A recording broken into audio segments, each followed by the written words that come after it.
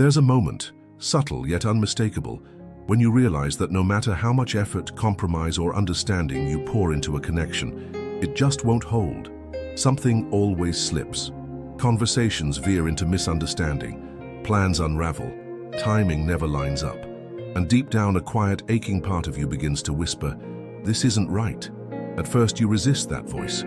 After all, as someone who's lived through decades of love, loss, family, and commitment, you know relationships require work. You've been taught to push through, to try harder, to give it one more chance. So you justify. You explain away the silences, the distance, the unease. You tell yourself it's just life being complicated, not life being clear. But Terence McKenna once said, "If the path before you is clear, you're probably on someone else's." That sentence carries a deeper meaning here. When you're in sync with someone, the universe seems to make room for you.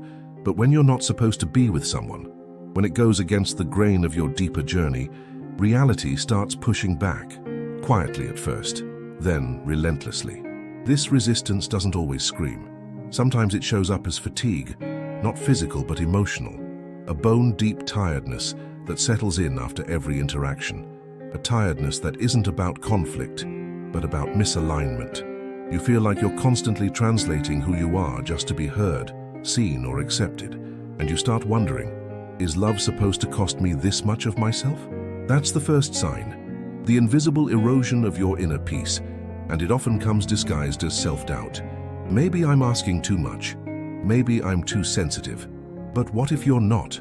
What if your body, your nervous system, your gut, your dreams are all trying to send you a message the rational mind refuses to hear? McKenna spoke often of how the universe isn't just inert space, but a living, responsive field.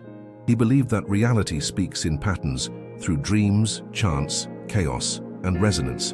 And sometimes, the clearest message it sends is not through a loud no, but through 1,000 subtle disruptions.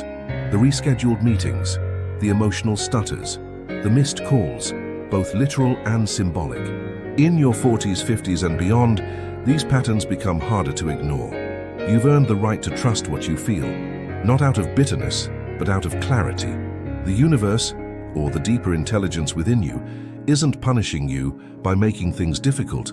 It may be protecting you, redirecting you, making sure you don't pour the rest of your life into a connection that was never meant to support your highest self.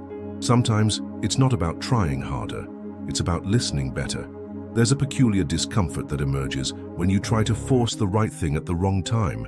It's not always painful in a dramatic sense. It's more like emotional static, a tension you can't quite place, but you feel it every time you try to move the relationship forward. The harder you push, the more the universe seems to dig in its heels. We don't talk enough about timing, not just in terms of schedules or stages of life, but soul timing. When two people are meant to meet, to love, to grow together, there's a certain rhythm to it, not perfection but flow. But when the timing is off, even slightly, that flow becomes friction. Plans stall, intentions clash. One person is emotionally available, while the other is still entangled in old wounds, past ties, or silent fears. Terence McKenna often explored the idea that time is not linear, but fractal, layered, complex, looping back on itself in meaningful ways. In this view, not all moments are equal. Some moments are ripe, saturated with potential. Others are not. When we ignore that and try to force a bond that hasn't reached its time or has already passed it, we enter into conflict with something deeper than just logistics. We resist the very unfolding of life. And that resistance takes a toll. If you've reached midlife or beyond, you've likely experienced the weight of trying to hold something together that keeps slipping through your fingers. You've known what it's like to try to love someone who's not ready, or to wait for someone who doesn't wait for you. And you've felt that haunting question rise in the quiet. Am I just out of sync with life? But what if it's not you who's out of sync, but the relationship itself? When a connection asks you to pause your healing, silence your truth, or postpone your peace until the right time, that's not timing, that's a trap. It's the universe putting up resistance, not to punish you, but to reroute you. Like a river redirecting around an obstacle, life often knows what's downstream before we do. McKenna believed that psychedelics opened the doors to a higher understanding of time, not as something we control, but something we align with. And while most of us aren't navigating those realms, the message still applies. You can't force alignment. You can only recognize it, or recognize its absence. So if the timing feels wrong, it likely is. And forcing it won't bring peace, only exhaustion.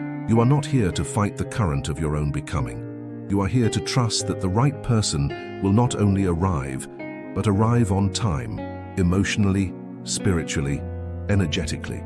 And if they haven't, that's not a failure. It's information. We often romanticize synchronicity as a sign that we're on the right path, and sometimes we are. But not all synchronicities whisper yes. Some scream no in subtle, perfectly timed ways. The challenge lies in our willingness to hear it. Think back.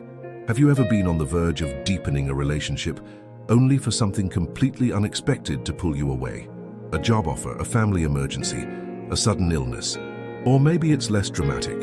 Your messages cross like ships in the night, plans fall apart at the last minute, or you find yourself feeling increasingly off-center after every encounter. These aren't coincidences, not when they happen again and again. Terence McKenna spoke about how the universe is structured not just by cause and effect, but by patterns of meaning. And those patterns, when noticed, become a language, a personal, intimate code that speaks to your inner life. This language doesn't use words, it uses timing, repetition, and emotional charge. And when the universe doesn't want you to continue down a certain road, it begins to fill that road with signs, delays, discomforts, distractions, not to harm you, but to wake you up. For someone in their 40s, 50s, or 60s, these signs often appear not for the first time, but the final time. It's not a lesson being introduced. It's a lesson being repeated. And there's a certain emotional exhaustion that comes with relearning what your heart already knows. That exhaustion is a kind of spiritual fatigue. It's your inner self saying, we've been here before. Do we really want to go around this loop again? McKenna believed that reality bends around intention, but it also reflects back resistance when we're out of integrity with our deeper path. So when everything begins to feel off, when interactions become draining instead of nourishing, when small mishaps snowball into emotional chaos, it might not be bad luck. It might be a closed door. And here's the hardest part. Sometimes the person isn't toxic, isn't cruel, isn't overtly wrong for you. They're just not aligned. And that's even harder to walk away from. But alignment isn't about personality. It's about timing, growth, and resonance. It's about whether the two of you are moving in the same energetic direction. And when synchronicities begin to unravel instead of weave, when they highlight dissonance instead of harmony, that's your sign. The mature heart doesn't just look for magic in what appears, it also finds meaning in what disappears. If you're brave enough to notice when the universe says no, you're also clearing space for the yes you might not yet see. Sometimes, the most powerful synchronicity is the one that sets you free. There's a moment in every difficult relationship when your body speaks before your mind can catch up. A pit in the stomach, a subtle tightening in the chest, a vague nausea after what should have been a simple conversation. It's easy to dismiss these sensations, to call them stress, overthinking, or emotional baggage. But over time, a pattern emerges, and your body keeps the score. As we grow older, we come to understand that wisdom doesn't just live in the mind, it lives in the nervous system. In the way your shoulders tense every time you anticipate a call, in the way you exhale deeply when you don't have to explain yourself to someone, in the way your sleep improves when certain names disappear from your phone. These aren't coincidences, they're data. Terence McKenna spoke often about the intelligence of nature, not just in plants and organisms, but within our own human experience. He believed the body was not a machine to be controlled, but an antenna tuned into dimensions we often ignore. When your body recoils from someone, it may not be reacting to what they do. It may be reacting to what your deeper self knows.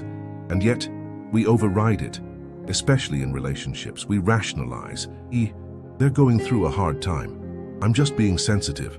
But behind every justification is a nervous system screaming, this isn't safe. Not necessarily in a dramatic or dangerous sense, but in the quiet way that erodes you, drains your life force, makes you second-guess your worth. For those of us in midlife or beyond, this becomes especially critical. You no longer have the luxury of betraying your peace for the sake of temporary connection. You've already paid the cost of self-abandonment in your past. Now, your body is less willing to tolerate what your younger self might have endured. Not because you're fragile, but because you're finally awake. McKenna believed that truth lives in feeling, not in argument. When you're with someone you're meant to grow with, your body will respond with a sense of settling, calm, curiosity, openness. But when the relationship is misaligned, when the universe is nudging you away, your body begins to tighten, to brace, to shrink. You feel more like a version of yourself trying to survive than a self that's expanding. That's emotional recoil, and it's sacred. Too often, we wait for clear intellectual reasons to walk away, a betrayal, a loud failure, a visible collapse. But what if the body's subtle withdrawal is reason enough? What if your energy isn't low because of life, but because of who you're leaking it to? In the end, the body remembers what the heart tries to forget, and the older we get, the more precious that wisdom becomes. At some point, you stop counting the messages you didn't send, the words you rehearsed but held back, the emotional nudges you ignored because the silence on the other end was too loud to break. This is a type of silence that doesn't offer peace.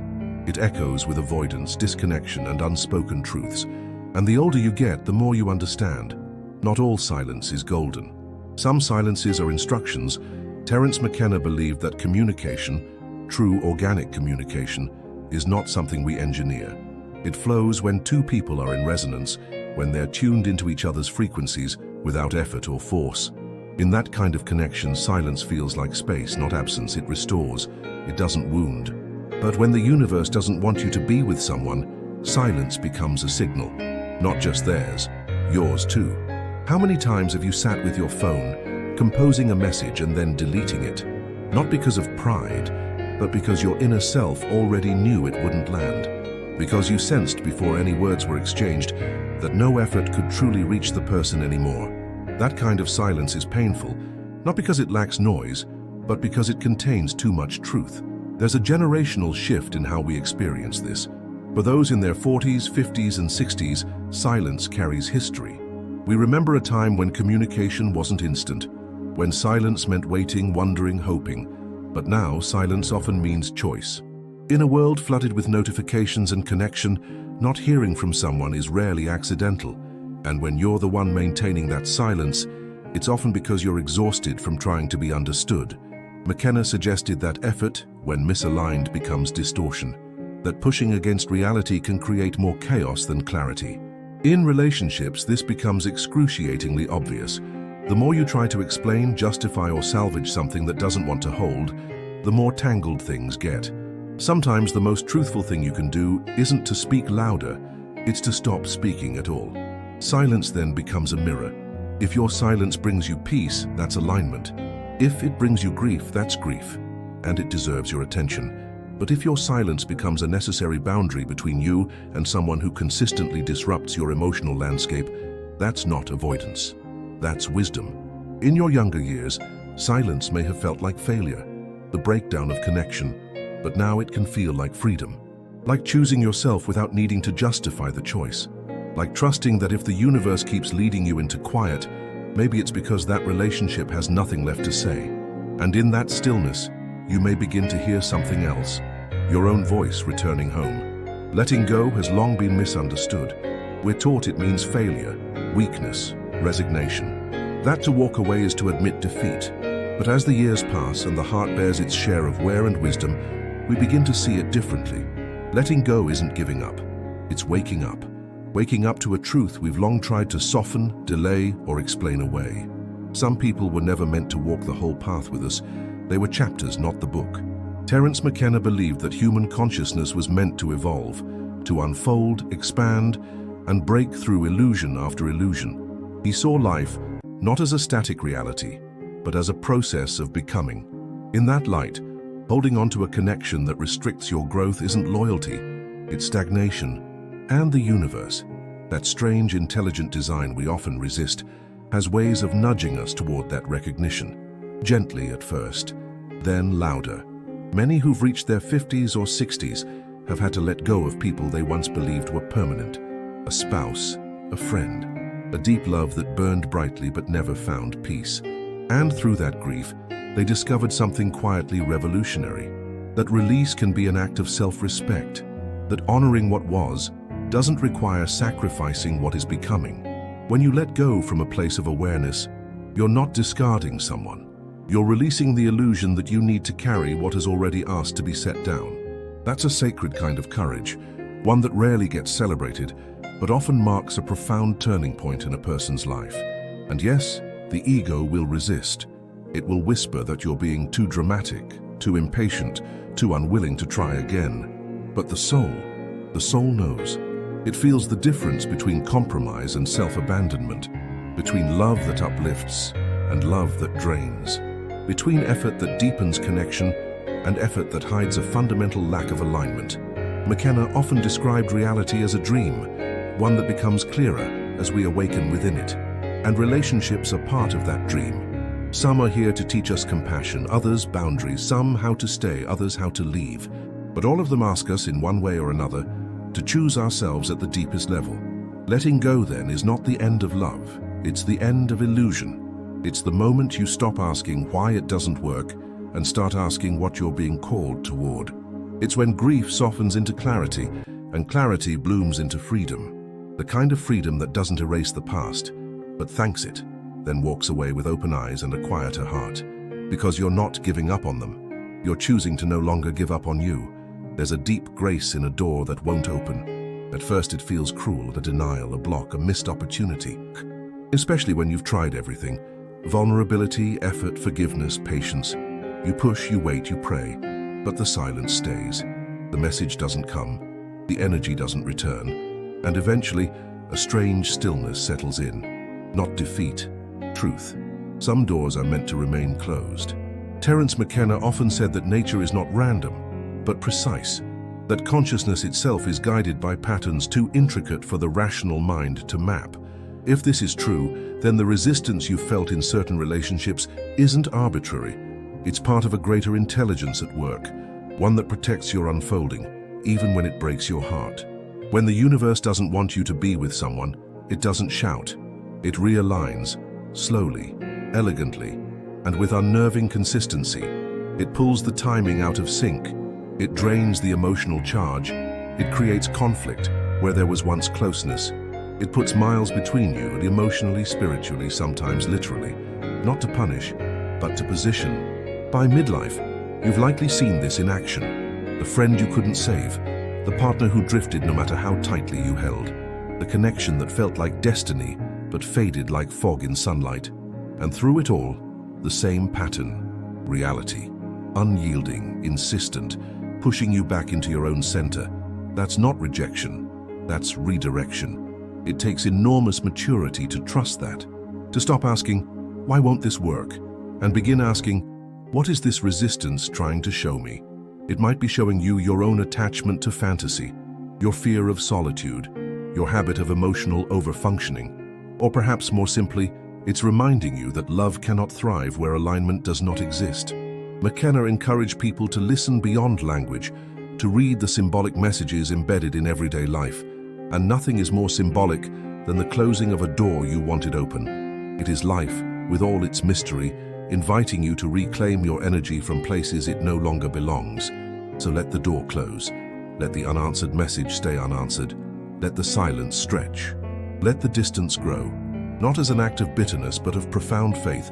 Faith that what is meant for you will never require this much resistance to sustain. And perhaps that's the final gift of a misaligned connection. It brings you back to yourself. It reminds you that your peace is not dependent on anyone's return. That the universe, in its quiet wisdom, often removes what is not meant to last. Not to leave you empty, but to make space for what's real. Some doors close with confusion, others with heartbreak. But the ones closed by the universe, they close with precision. Let them. If this reflection resonated with you, don't forget to subscribe and share your thoughts in the comments below. Which chapter spoke to your current experience the most? Your story might be the light someone else needs.